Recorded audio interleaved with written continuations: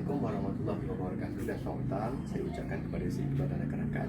Saya Azri bin Izhar. Nombor pelajar saya ialah 2020803 Untuk sesi praktikal bagi subjek musculoskeletal pada petang ini, saya akan melakukan sedikit sesi praktikal bagi dua kes. Okay. Kes yang pertama ialah mengenai seorang lelaki yang mempunyai kesakitan pada bahu kirinya yang hadir dengan kesakitan dan juga kekurangan pergerakan. Untuk membantu saya di sesi praktikal pada hari ini, saya akan menyebut adik saya Hazim. Jadi, mari kita mulakan. Okay, tanpa mengingatkan masa, kita akan memulakan practical session pada petang ini. Pertama, untuk dua test ortopedik, saya akan melakukan. Pertama ialah saya akan mengukur pergerakan di sendi bahu. Okey, untuk pertama kita akan ukur pergerakan flexion dan juga extension. Kedudukan pesakit dalam keadaan berdiri. Kita minta untuk pesakit untuk berdiri di bahagian tepi. Okey, kita akan ukur secara aktifly ya dengan goniometer ini. Okey, fulcrumnya diletakkan lateral daripada acromial process. Dia punya moving arm selari dengan kita punya armpit dan juga moving arm kita ialah sama dengan lateral condyle of the humerus. Okay, jadi saya minta encik untuk angkat tangan ke depan setinggi boleh. Okay, lagi. Okey, stay situ. Okey, jadi kita akan ikut. Okay, itu juga. Cuba lagi. Okey, baik. Okay, terus. Okay. So bagi pergerakan shoulder flexion, range yang penuh ialah dari 0 ke 170. Dia mencatat bacaan sebanyak 0 ke 145. Okay, sekarang kita akan test secara over pressure pula untuk tengok adakah sebarang kekurangannya segi pergerakan ke depan. Jadi biasa gerakan tangan. So pergerakan penuh sampai ke 170. Lepas tu kita akan bagi some over pressure juga. Okay, over pressure pun ialah firm. Seterusnya, kita akan ukur pergerakan shoulder extension. Posisi gonio sama seperti tadi. Sekarang encik pergerakan tangan ke belakang. Okey, cukup. Okay, stay there. Jadi gerakan kita punya stationary arm kepada humerus lateral condyle. Okey, turun. Baik, bacaan kepada shoulder extension biasanya ialah sebanyak 0 ke 70 degree. Okay, jadi dia telah mendapat bacaan sebanyak 60 degree. Kita juga akan test secara over pressure.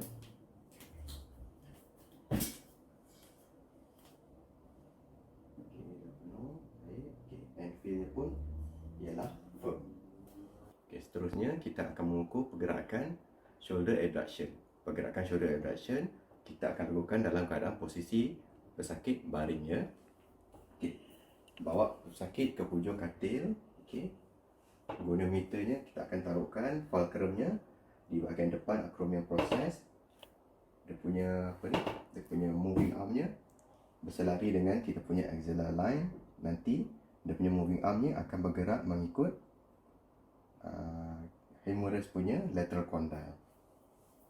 Okey, sila bergerakkan tangan ke sisi.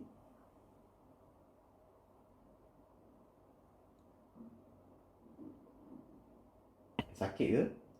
Okey. So kita akan ukur bacaannya.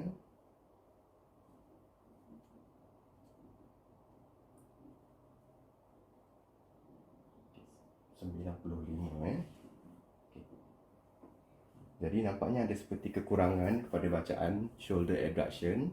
Normal bacaan shoulder abduction ialah 180. Kita akan cuba secara passively untuk create adakah sakit juga ya. Kalau sakit, cik angkat tangan ya. Jadi kesakitan masih ada semasa pergerakan pasif. Sekarang kita akan mengukur pergerakan shoulder internal rotation dan juga external rotation. Okay, cik bergerak ke dalam sikit. Okay, tangan pesakit kita posisikan kepada 90 darjah shoulder abduction. Kemudian goniometer kita posisikan fulcrumnya di olecranon process di elbow, dan juga posisi moving arm dan stationary arm saya menegak dengan tangan. Encik sekarang ni boleh tak gerakkan tangan ini, pusingkan ke atas sebanyak boleh. Okey, pergi lagi. Okey. Sekarang kita akan ukur. So kita gerakkan stationary arm kepada stylot process, ulnar stylot process. Okey. So bacaannya sebanyak 75. Untuk external rotation, bacaan penuhnya ialah sebanyak 90. Kita akan test secara overpressure. Dia penuh 90 dan juga end feel-nya firm. Okey, pergerakan terakhir yang kita akan ukur ialah pergerakan internal rotation. Sama juga seperti tadi. Okey, encik sekarang gerakkan ke bahagian dalam Okey. Kalau sudah sedia, gerakkan 1, 2, 3, gerakkan. Oh, sakit ke? Okey, stay di sana, kita akan ukur. Okey. So, bacaan yang dibaca ialah 40 darjah. Untuk pergerakan internal rotation, normal bacaannya ialah sebanyak 70 darjah. Jadi terdapat sedikit pengurangan. Kita juga akan test secara passively. Sama ada kita boleh ulangi kesakitan yang dialami tadi.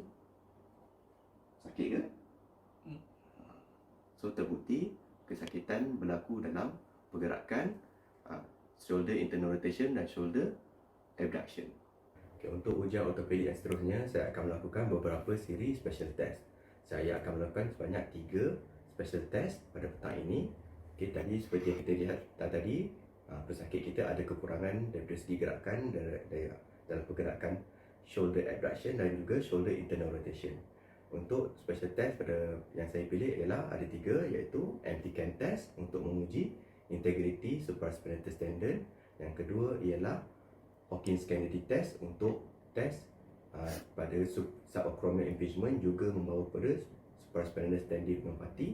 Dan ketiga ialah belly press test untuk menguji integrity of the subscapularis muscle.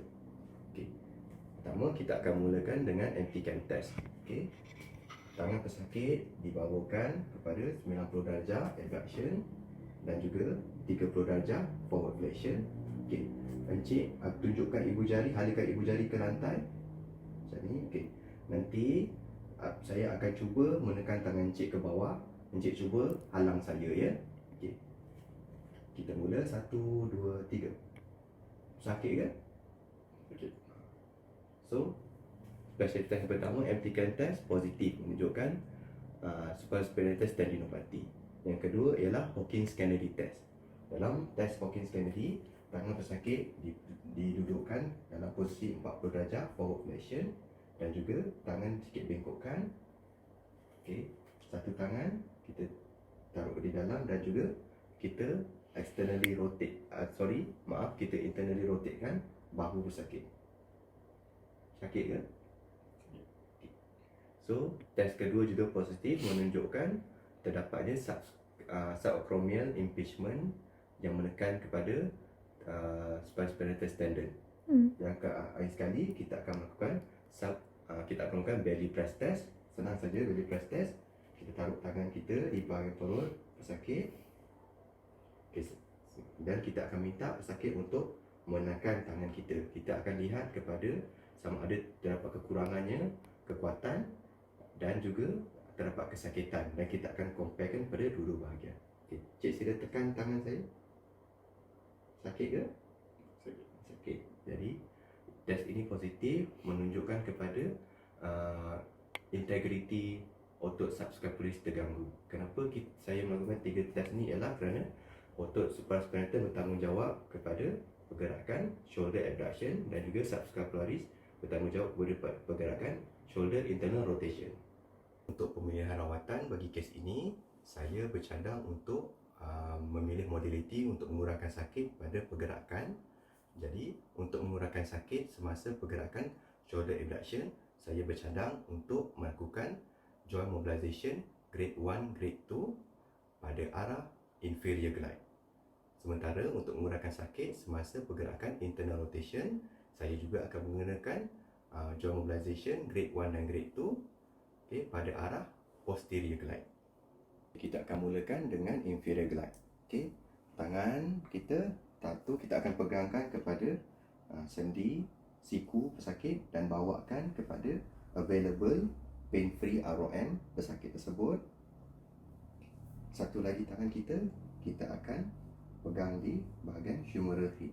Jadi untuk mengurangkan kesakitan dalam abduction, kita akan kenakan inferior glide kepada humeral head. Okay. Kita akan kenakan iaitu dalam dua grade lah, grade 1 dan grade 2. Okay, yang pertama grade 1, small amplitude oscillatory movement. Okay, ini grade 1, kecil saja. Okay, seterusnya grade 2, large amplitude oscillatory movement, masih dalam keadaan pain free.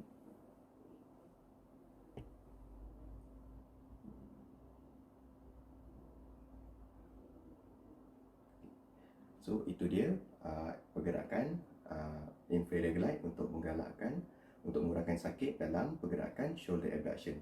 Seterusnya kita akan melakukan posterior glide untuk mengurangkan kesakitan dalam shoulder internal rotation. Pergerakan lebih kurang sama juga, kita positionkan tangan dalam keadaan close pack untuk mengurangkan sakit. Tangan kita sokongkan di sini. Kita applykan sedikit distraction force untuk meregangkan sendi itu. Okey. Satu tangan kita letakkan di bahagian humeral head dan kita akan applykan pergerakan ke arah bawah.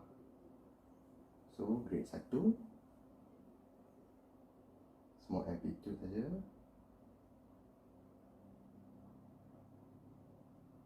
Itu grade 1. Grade 2, large amplitude, masih dalam pain free ya. Large amplitude, ini grade 2.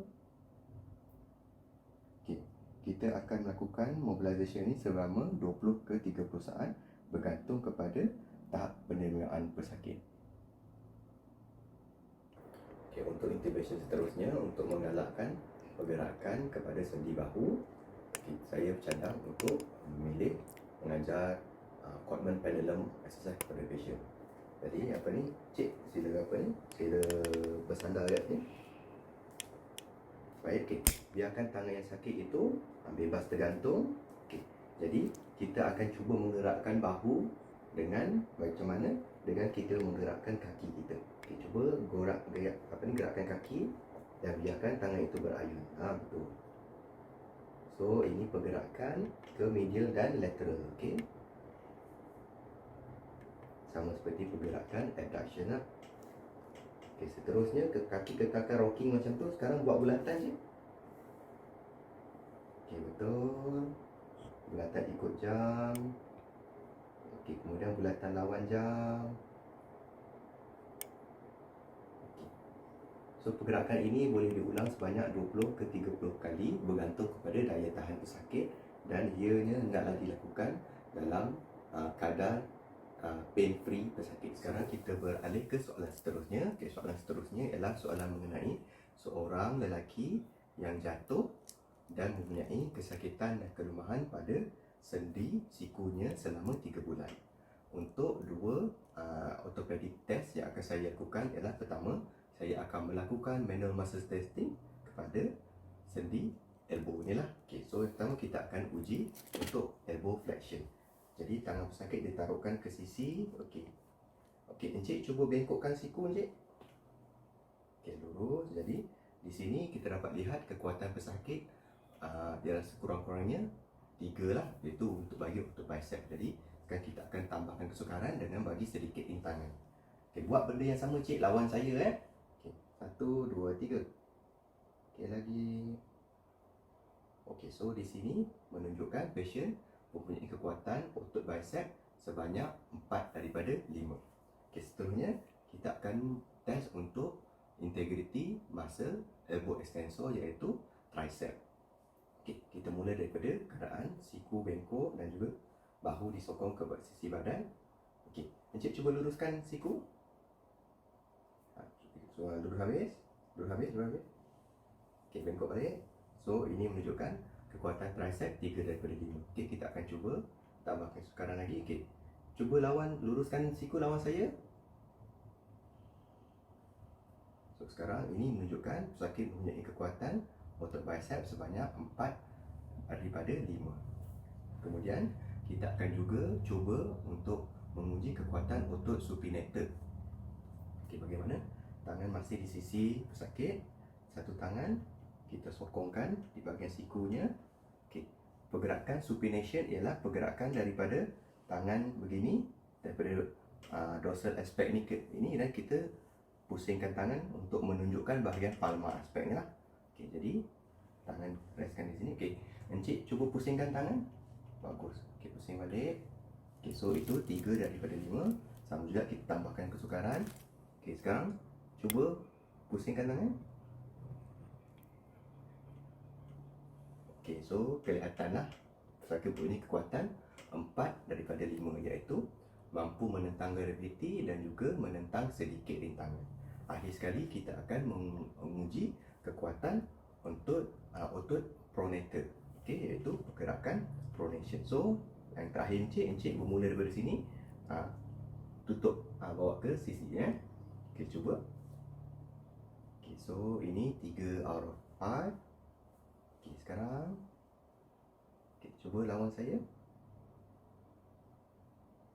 So ini 4 of 5. Jadi pesakit mempunyai kekurangan kekuatan dan hanya mampu mencapai kekuatan 4 out of 5 bagi MMT untuk otot bahu. Untuk ujian ortopedik seterusnya, saya memilih untuk melakukan special test untuk menguji integriti medial collateral ligament dan juga lateral collateral ligament pada sendi bahu. Okey. Pertama, saya akan melakukan untuk menguji integriti medial collateral ligament, kita akan melakukan valgus stress test. Okey. Satu tangan kita palpate kepada ulna ligament, iaitu terletak di bawah kita punya medial epicondyle. Okey. Okey, taruh di sini, satu lagi di bahagian luar siku. Satu tangan lagi kita pegangkan di bahagian humerusnya dan kita posisikan tangan ke dalam external rotation. Okey. Lepas tu kita bengkokkan elbow-nya 30 darjah. Okey, cukup. Jadi kita akan mengenakan tekanan ke bahagian dalam siku ini dengan mengenakan tekanan ke arah valgus lah. Okey, so tangan kita ni tekankan ya. Gitu. Sakit ke je? Sakit.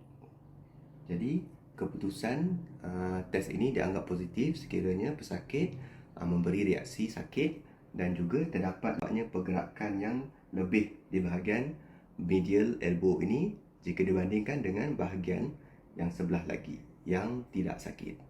Okay, so seterusnya kita akan melakukan various stress test untuk menguji lateral collateral ligament. Jadi lebih kurang sama juga macam tadi, tangan pesakit di sisi badan. Okey, satu tangan kita akan pergi ke bahagian lateral epicondyle. Okey, dan satu lagi bahagian siku, dalam siku. Satu tangan lagi kita pegang di bahagian distal humerus distal radial ulna, dan juga pusingkan dia ke dalam keadaan external rotate. Bengkokkan siku ke 30 darjah flexion. Kemudian jadi kita akan kenakan ke bahagian siku ni daya tolakan ke luar macam ni. Sakit ke je? Sakit. Okay. Jadi keputusan ini dianggap positif sekiranya pesakit memberi reaksi sakit kepada daya yang dikenakan ke arah luar ini, dan juga selain itu dapatnya pergerakan yang longgar, di bahagian luar siku ini jika dibandingkan dengan siku yang normal. Okay, untuk ujian ortopedik seterusnya, saya memilih untuk melakukan special test untuk menguji integriti medial dan lateral collateral ligament di bahagian siku lah, elbow. Jadi kita mulakan dengan melakukan valgus stress test untuk menguji integriti medial collateral ligament. Okay, satu tangan kita sokong di bahagian siku dan jari-jari ini kita pegang di bahagian medial epicondyle. Satu tangan lagi kita pegang di bahagian di bahagian humerus ni lah. Jadi tangan yang hujung ni kita external rotate kan tangan pesakit. Kemudian kita bengkokkan tangan pesakit sebanyak 30 darjah. Okey, sekarang kita akan membincangkan mengenai apakah teknik rawatan yang boleh kita lakukan kepada pesakit ni lah. Jadi saya memilih untuk melakukan dua teknik rawatan. Yang pertama ialah untuk melakukan sedikit strengthening exercise kepada sendi bahu. Okey, jadi yang pertama kita akan melakukan exercise kekuatan kepada sendi bahu. So macam tadi, masa awal tadi kita dapati pesakit ini mempunyai kekuatan sebanyak 4 dari 5, iaitu mampu menentang graviti dengan sedikit rentangan. Okey, jadi kita mula dari situlah. Okey, so tersokong tangan pesakit. Okey, jadi Encik cuba bengkokkan siku ni, cuba lawan saya. Okey, baik, mula. Okey, bengkok lagi, bengkok lagi, bengkok lagi, bengkok lagi. Bagus, betul. Jadi nampak itu 4 daripada 5. Kita akan tingkatkan ke arah 5 ke 5 dengan menggunakan daya yang lebih besar. Okey. Okey. Cik, bengkokkan tangan, lawan saya lagi, lawan. Okey, so itu untuk kekuatan bagi otot bicep. Seterusnya kita akan beralih ke otot tricep ataupun shoulder extension. Jadi sama juga, kita bagi 4 ke 5 kita kenakan daya yang sedikit dahulu. Cik, luruskan tangan. Okey, lurus lagi. Bagus. Sekiranya mampu, kita alihkan kepada menggunakan daya yang lebih besar. Okey, Cik, luruskan tangan. Pergi lagi. Lurus lagi, pergi. Bagus. So, itu 5 out of 5 lah untuk otot tricep ataupun elbow extension. Seterusnya, pergerakan seterusnya kita akan melakukan bagi otot supinator. Okey, tangan sokong ke bahagian siku. Okey, tangan pusing dulu. Jadi nanti Encik pusingkan tangan ni, tunjukkan tapak tangan lawan saya. Seterusnya kita akan mengadakan latihan kekuatan untuk otot elbow seterusnya, iaitu untuk otot supinator. Okey, macam mana? Kita satu tangan kita sokongkan dekat bahagian siku ni. Okey, so nanti Encik tangan daripada sini, Cik pusingkan, tunjukkan tapak tangan ni. Cuba lawan saya. Kita mula. Okey, 1, 2, 3. Okey, pusingkan tangan lagi. Pergi. Bagus. So itu 4 off daripada 5. Sekarang kita akan tambahkan lagi dengan rintangan yang lebih besar. Okey, Cik pusingkan tangan. 1, 2, 3. Pergi. Bagus. So itu grade 5 dari 5 untuk otot supinator. Dan akhir sekali kita akan test untuk otot pronator teres ataupun pergerakan pronation lah. Jadi mula daripada sini, Cik pusingkan tangan balik. Okey, kita mula. Okey, 1, 2, 3. Pusingkan tangan, pergi. Okey, bagus. Okey, akhir sekali kenakan daya yang lebih besar. Okey, siku rehat. 1, 2, 3. Pusing tangan. Bagus. Itu dia. So itu menunjukkan juga kekuatan untuk otot pronator telah mencapai kelas 5 out of 5. Okay, untuk teknik rawatan seterusnya, saya akan melakukan salah satu daripada teknik PNF, iaitu teknik full relax. Okay, teknik ini kita lakukan jika kita ingin mencapai pergerakan yang lebih pada satu sendi yang tersekat. Okay, so untuk pada ini saya akan demonstrasikan untuk pergerakan elbow extension lah. Okay, pertama kita akan bawa pergerakan sendi itu kepada mana yang limit dia boleh lah. Okay, lepas tu kita akan initiate isometric contraction of the agonist. Okay, saya akan bagi arahan kepada pesakit. Cik, saya akan cuba tolak tangan cik ni balik pada bengkok. Jangan biarkan saya lawan saya. Okay, kita akan buat ni selama 10 saat. Okay, sedia? 1, 2, 3. Okay, 1, 2, 3, 4, 5, 6, 7, 8, 9, 10. Okey, rehat. Okey, selepas 10 saat, kita juga akan rehat selama 10 saat. 1, 2, 3, 4, 5, 6, 7, 8, 9, 10. Selepas 10 saat, kita akan cuba membawa sendi tadi tu ke arah yang kita inginkan, iaitu extension. Okey. So, macam mana reaksi ini berlaku ialah disebabkan oleh reaksi autonomic inhibition yang berlaku akibat daripada tekanan isometrik dan juga sesi rehat selama 10 saat. Sekian saja sesi praktikal untuk upper limb bagi subjek musculoskeletal pada petang ini. Sebarang kekurangan atau kesilapan daripada pihak saya amatlah saya kesali. Semoga kita dipanjangkan umur dan dilindungi daripada wabak COVID-19 yang bermahara sekarang. Semoga kita berjumpa lagi. Assalamualaikum warahmatullahi wabarakatuh.